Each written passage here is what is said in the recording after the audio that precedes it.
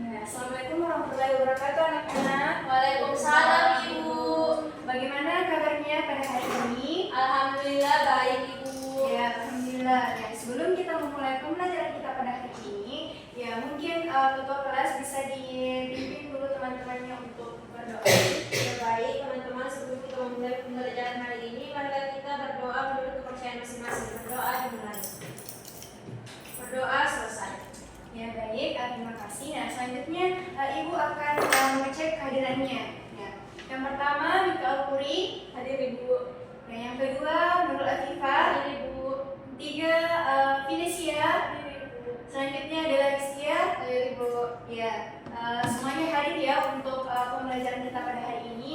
Nah, sebelum Ibu memulai pembelajaran, ada yang ingat apa materi kita pekan lalu?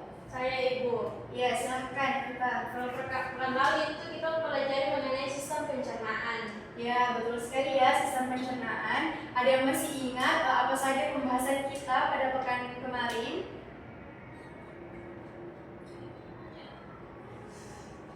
Ya, saya Ibu. Ya, silahkan Viva. Kemarin itu mengenai sistem pencernaan. Dalam sistem pencernaan itu terdapat komponen-komponen yang yang terdapat dalam tubuh kita. Yang pertama itu ada mulut, kerongkongan, usus halus, usus besar, kemudian yang terakhir itu menuju ke anus. Ya, betul sekali. Beri tepuk tangan untuk Afifah. Ya, jadi kalian sudah sangat paham ya terkait materi pekan kemarin.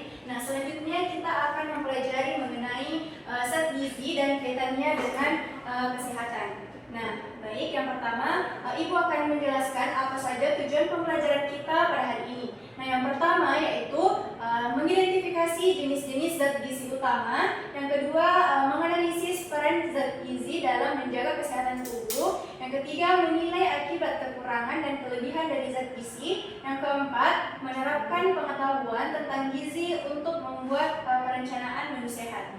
Nah, yang pertama itu mengenai apa sih itu zat gizi. Ya, jadi zat gizi itu merupakan senyawa kimia yang dibutuhkan tubuh untuk tumbuh, berkembang dan berfungsi secara optimal. Ya, jadi zat gizi itu sangat penting untuk kondisi tubuhnya kita.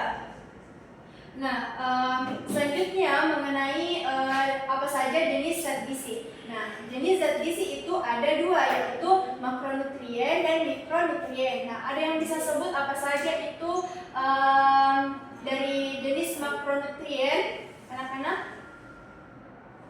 Saya Bu. Ya, Dela, apa itu? Makronutrien itu terdiri dari karbohidrat, contohnya ada nasi, ada mie, kentang dan sebagainya. Terus itu ada protein itu mencakup telur, air, daging sapi, daging ayam dan sebagainya. Dan yang ketiga itu ada lemak. Nah, lemak itu seperti minyak goreng yang biasanya kita pakai untuk menggoreng ikan. Ya, betul sekali ya. Jadi pada makronutrien itu ada tiga, yaitu karbohidrat, protein, dan lemak. Nah, kalau mikronutrien ada yang tahu? Ya, silahkan angkat tangan bagi yang tahu. Saya Ibu. Ya, silahkan dengan Viva. Nah, jadi mikronutrien itu terdapat tiga komponen utama yang perlu kita ketahui. Yang pertama itu vitamin. Nah, vitamin itu merupakan sumber yang walaupun cukup kecil konsumsi dalam tubuh kita, tetapi vitamin itu juga penting dalam menyeimbangkan gizi dalam tubuh kita seperti buah. Kemudian mineral itu terdapat pada berbagai makanan seperti sayur-sayuran maupun buah-buahan juga. Kemudian air. Nah, air itu yang biasa kita konsumsi setiap harinya berupa cairan seperti ada minuman yang namanya mineral, aqua, begitu Ibu. Ya, betul sekali ya. Ya, beri tepuk tangan bagi teman-teman yang sudah menjawab. Ya, nah kita akan membahas satu persatu mengenai beberapa komponen tadi. Yang pertama itu ada karbohidrat. Nah, karbohidrat itu dia sebagai sumber energi utama di dalam tubuh. Nah, ada beberapa sumber karbohidrat, ada nasi, roti, sereal, dan kentang ya, seperti yang sudah disebutkan tadi oleh Dela. Nah, adapun berbagai jika akibat apabila kita kekurangan karbohidrat, ya bisa menyebabkan tubuh lemas dan bisa juga menyebabkan menyebabkan hipoglikemia. Nah, adapun kelebihan jika kita banyak mengonsumsi karbohidrat, yaitu jika kelebihan mengonsumsi karbohidrat yaitu bisa menyebabkan obesitas, diabetes dan juga diabetes tipe 2. Nah, selanjutnya yaitu terkait protein. Nah, di sini protein itu dia berfungsi untuk membangun dan memperbaiki jaringan tubuh. Nah, ada sumber protein yaitu daging, telur, ikan, kedelai. Nah, ya tadi itu sudah disebutkan ya oleh Dela juga. Nah, ada kekurangan jika ada yang bisa disebabkan oleh tubuh jika kita kekurangan protein, yaitu dapat mengalami gangguan pada pertumbuhan, kemudian dan penyakit kwashiorkor. Nah, adapun jika kita kelebihan protein bisa menyebabkan gangguan ginjal jika kita mengonsumsi terlalu berlebihan untuk proteinnya. Nah, di sini ada gambarnya yang mungkin sudah dijelaskan tadi beberapa jenis dari protein itu sendiri. Nah, selanjutnya kita beralih ke lemak. Nah, di sini lemak itu dia berfungsi sebagai cadangan energi, dia juga berfungsi sebagai pelindung organ, dia dapat membantu penyerapan vitamin. Kemudian sumber dari lemak itu ada beberapa, yaitu minyak nabati, kacang, dan ikan. Kemudian di sini juga lemak itu terdiri dari lemak jenuh dan lemak tak jenuh, yang dimana lemak jenuh itu dia itu bisa dikurangi, sedangkan lemak tak jenuh itu dia lebih tinggi, jadi mungkin lebih baik untuk tubuhnya kita. Kemudian jika kita mengonsumsi terlalu banyak atau kelebihan itu, dia bisa menyebabkan kolesterol tinggi dan juga penyakit jantung. Nah, selanjutnya yaitu vitamin dan mineral. Nah, di sini vitamin itu dapat membantu reaksi biokimia dan juga imun. Nah, ada beberapa jenis vitamin A, B, C, D, E, dan K.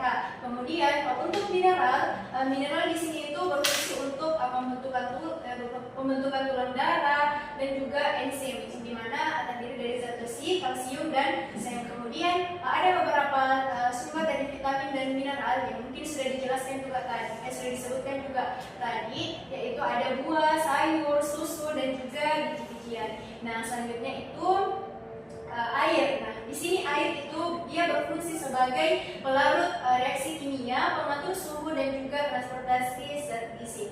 Nah, biasanya itu tubuh terdiri dari 60-70% air. Nah, jika kita kekurangan air, nah biasanya itu bisa menyebabkan dehidrasi dan juga bisa menyebabkan gangguan fungsi pada organ vital. Nah, di sini itu Ibu akan menjelaskan beberapa dampak jika kita kekurangan dan juga kelebihan gizi. Nah, jika kekurangan gizi dapat mengakibatkan malnutrisi anemia dan juga bisa menyebabkan gangguan tumbuh kembang yang ada pada tubuhnya kita. Kemudian, sedangkan jika kita kelebihan gizi, dia itu bisa menyebabkan obesitas, nah seperti yang kita lihat pada gambar, dan juga hipertensi, bisa mengakibatkan diabetes dan juga pada gangguan metabolik. Nah, sampai di sini sudah dipahami? Paham, Ibu. Ya, selanjutnya ya kan sudah paham, kita lanjut ya mengenai gizi seimbang. Nah, di sini gizi seimbang, untuk memperoleh gizi seimbang kita dapat memperhatikan beberapa komponen, yaitu memilih makanan yang beragam. Dan tentunya makanan yang beragam ini memiliki tetapi makanan yang bagus untuk kesehatan kita. Kemudian untuk memperoleh gizi seimbang juga ada beberapa dipengaruhi oleh aktivitas fisik dan juga kebersihan. Nah, kebersihan juga sangat berpengaruh untuk gizi seimbangnya kita. Kemudian juga memantau berat badan dan juga nah di sini ada piramida makanan sebagai panduan untuk konsumsi kita sehari-hari agar kita mendapatkan kita mengonsumsi bagaimana itu gizi seimbang dalam konsumsi sehari-hari kita. Kemudian sampai di sini Ibu akan memberikan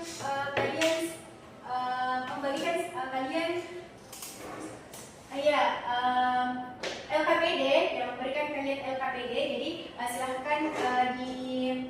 Ibu bagikan dulu ya, baru kalian presentasi terkait ya, jadi terdiri dari dua kelompok ya. Nah, kelompok pertama di sini ada Afifa dan Nik Alkuni, dan kelompok kedua itu ada Venesia dan Della Rizkia Ferudi. Ya, jadi silahkan dilihat pada LKPD di situ ada pertanyaan yang sama ya. Jadi silahkan kedua kelompok bisa disampaikan pendapatnya.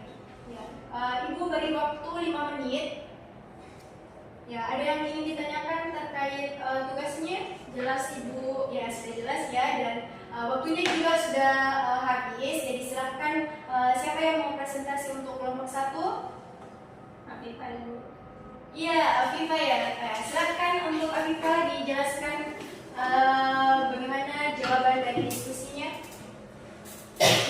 Ya baik, saya akan menjelaskan mengenai jawaban dari diskusi kelompok kami. Yang pertama itu untuk hari pertama. Nah, hari pertama itu makanan dan minuman yang perlu dikonsumsi yang pertama nasi, ayam goreng, sayur bayam, air putih. Kemudian kandungan gizinya itu seperti karbohidrat, protein, zat besi, vitamin A dan air. Kemudian terkait dengan keseimbangan gizinya itu cukup seimbang, namun lebih baik jika mengurangi minyaknya. Kemudian pada hari selanjutnya itu roti, telur, susu dan apel yang memiliki kandungan karbohidrat, protein, kalsium, vitamin C dan serat dengan keseimbangan gizinya itu seimbang dan lengkap, baik untuk sarapan. Mungkin hanya itu yang dapat kami sampaikan. Assalamualaikum warahmatullahi wabarakatuh. Waalaikumsalam warahmatullahi wabarakatuh. Ya, terima kasih untuk kelompok 1. Selanjutnya kelompok 2 dipersilakan. Baik, saya perwakilan dari kelompok 2. Adapun hasil presentasi kami yang pertama itu pada hari pertama, makanan atau minuman yang dikonsumsi itu ada nasi uduk, tempe goreng, timun, teh manis. Adapun kandungan gizinya itu karbohidrat, protein, nabati, lemak, serat, vitamin C dan gula. Dan mengenai keseimbangan gizinya itu kurang seimbang karena kekurangan protein hewani dan tinggi gula. Pada hari kedua itu ada bubur ayam, jeruk dan air putih. Kemudian mengandung zat gizi, karbohidrat, protein hewani, vitamin C dan air, serta keseimbangan gizinya itu cukup seimbang, namun kurang adanya sayuran. Kemudian hari ketiga ada spaghetti, keju dan susu coklat. Mengandung karbohidrat, lemak, kalsium, protein dan gula. Kemudian keseimbangan gizi itu ada lemak dan gula yang cukup tinggi. Sebaliknya ditambah sayur atau buah. Mungkin itu saja. Ya, baik. Terima kasih untuk kelompok 1 dan 2. Ya, silahkan diberikan aplaus untuk teman-temannya. Ya, jadi ya tadi betul sekali ya, kalian sudah menjelaskan beberapa makanan yang kalian konsumsi untuk 3 hari. Nah, di mana kalian sudah mengetahui bagaimana saja yang baik untuk kita konsumsi dan yang bisa kita kurangi untuk konsumsinya ya, supaya bisa kondisi tubuh kita itu ya baik, karena makanan yang kita konsumsi juga itu ya baik. Ya, mungkin itu untuk pembelajaran kita pada hari ini. Ya, ada yang ingin ditanyakan anak-anak terkait? Jelas, Ibu.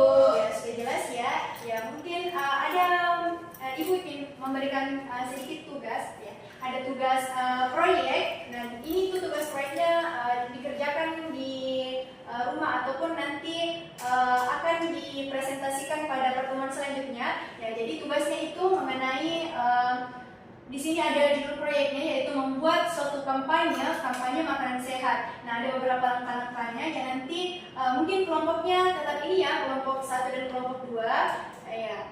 Kemudian kalian bisa memilih untuk membuat poster, video ataupun infografis. Nah, dalam poster ataupun video ini kalian sertakan ada 4 yang kalian sertakan, yaitu mengenai informasi zat gizi. Nah, kemudian manfaatnya bagi tubuh dan tips memilih makanan sehat. Kemudian ya nanti di sini kalian akan mempresentasikan proyeknya atau melakukan kampanyenya. Kemudian presentasi dan diskusi hasil kampanyenya di depan kelas. Itu untuk ya pekan depan. Ya, sampai di sini ada yang ingin ditanyakan untuk kegiatan proyeknya nanti? Jelas, Ibu.